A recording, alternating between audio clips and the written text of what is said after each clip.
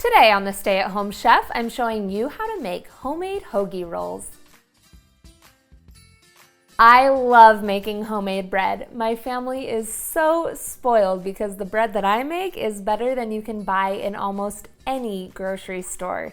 Today I'm showing you how to make homemade hoagie rolls so that you can make the best sandwich ever.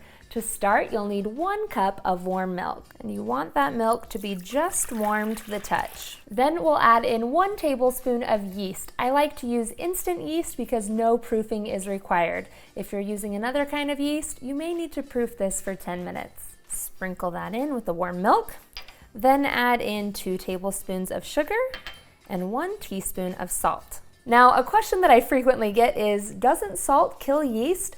The answer to that question is no. What salt does is slow down the growth of yeast, so it's important that you have the right balance of yeast to salt. Now, if you're letting it proof, this is where you let it sit for 10 minutes, but we don't need to since we're using instant yeast. So I'll add in 1 egg and 3 tablespoons of softened butter. Next, you'll need 3 to 3.5 cups of either all-purpose or bread flour. Start by adding in just 3 cups of flour, and then if you need that extra ½ cup, we can add it in later.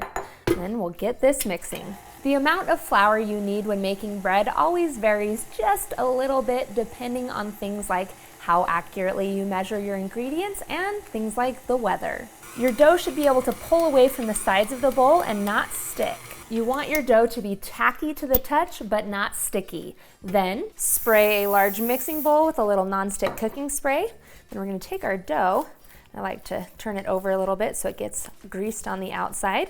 Set it in there, we'll cover it with a towel, and let it rise until double in size, which will take about 1 hour. After an hour, we'll take our dough and turn it out onto a clean surface. Then we're gonna take a rolling pin and roll it into a large rectangle. You want the dough to be about 1/4 inch thick, and you want the rectangle to be about 24 inches wide. A trick that I like to use for measurements is to use a piece of paper. A standard piece of paper is 8.5 by 11 inches. So for 24 inches, I know my dough needs to be slightly wider than 2 pieces of paper.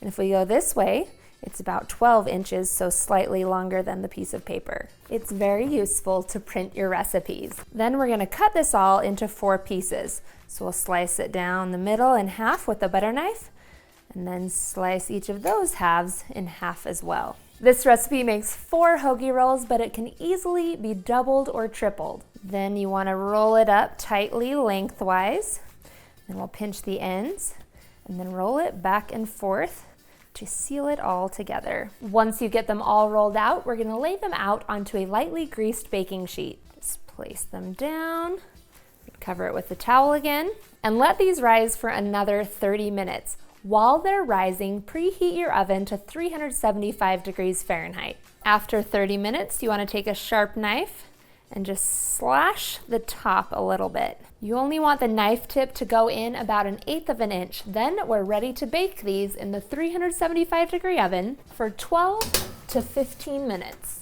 or until they're lightly browned on top. Let them cool completely, and then you're ready to slice them and make a sandwich.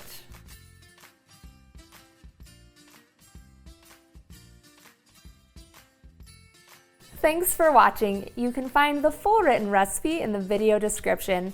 Be sure to subscribe, like, and follow, and check out the rest of my videos, where you can find hundreds of restaurant quality recipes you can easily make at home. See you later.